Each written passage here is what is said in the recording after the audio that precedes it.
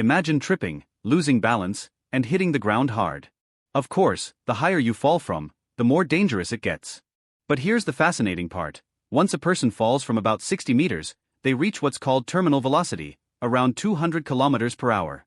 Beyond that point, whether you fall from 60 meters or 600, your speed doesn't increase.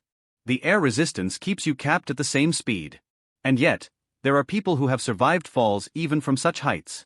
So, from what exact height does survival become impossible? Today, we're going to climb level by level, from a simple stumble to a fall no human could walk away from. We'll assume the best-case scenario every time: a relaxed body, the safest landing position, and optimal conditions. This video is for scientific exploration only. It's not about glorifying risk, but about understanding human limits. Level 1, half a meter. This is the everyday trip and fall. Maybe you clip the edge of your bed frame, or miss a step on the stairs. Consequences? A scraped knee, a bruise, or the infamous shin smash that makes you see stars. At this height, the energy involved is minimal, like dropping a tennis ball. It bounces, but doesn't break. Level 2, 1 meter. Now it starts to sting. Picture standing on a chair and being pushed off.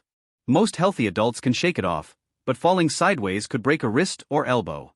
For older people, though, this height is already dangerous. A fractured hip or head injury is very possible. At this point, the way you land matters even more than the distance itself. Level 3, 2 meters. Here, the body starts to feel real impact. Imagine standing on top of a fridge and jumping down. You could sprain or break an ankle, crack ribs, or even damage your pelvis if you land wrong. Athletes in parkour or freerunning actually train with drops like this, learning to roll on impact to spread the energy. Survival isn't in question here, but pain definitely is. Level 4, 3 meters. Now things escalate. Internal injuries become more likely: a bruised lung, small internal bleeding, or spinal strain if you land on your back. Many workplace accidents happen around this range: falls from ladders, scaffolding, or small structures. Level 5, 5 meters. Think about climbing a tree or standing on a rooftop to grab a lost ball. That's this level. At 5 meters, even a controlled fall can result in fractured vertebrae, broken ribs, or a serious head injury. Trauma studies often point to this height as the threshold between serious and potentially fatal.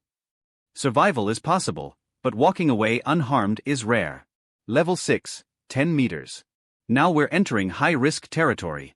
A fall from 10 meters is like hitting a wall at 50 kilometers per hour. Common injuries include shattered bones, collapsed lungs, or ruptured organs like the liver or spleen. Some survivors make it, but usually after surgeries and long-term damage. Level 7, 15 meters. This is where statistics tilt heavily toward fatal outcomes. Landing on your head or back almost always means death. Landing on your feet? Your legs act like crumbling pillars.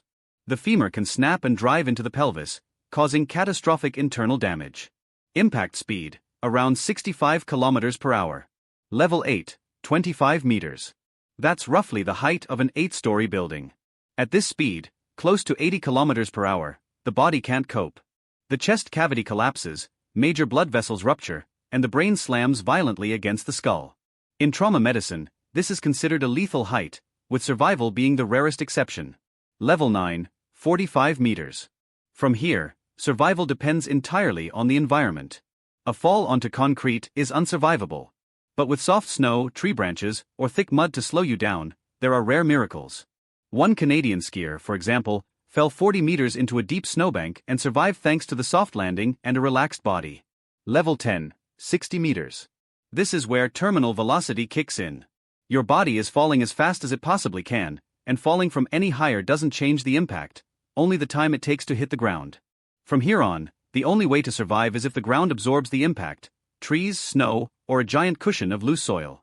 And then, there are outliers. In 1972, Vesna Vulovic, a Serbian flight attendant, fell over 10,000 meters after a plane explosion. Incredibly, she survived, because she landed in a snowy slope while still strapped inside part of the fuselage. Her unconscious body didn't tense up, which helped reduce the damage. She suffered multiple injuries, but lived. That wasn't just survival, it was a miracle.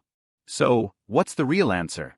Under the best conditions, with skill and luck, some people have survived falls of 20 or even 30 meters. But for most of us, anything over 10 meters carries serious, often fatal risk. Remember, this is not encouragement to test limits. Science studies the edges of human survival so that we can protect them. And now I want to ask you, what's the highest fall you've ever experienced? Share your stories in the comments.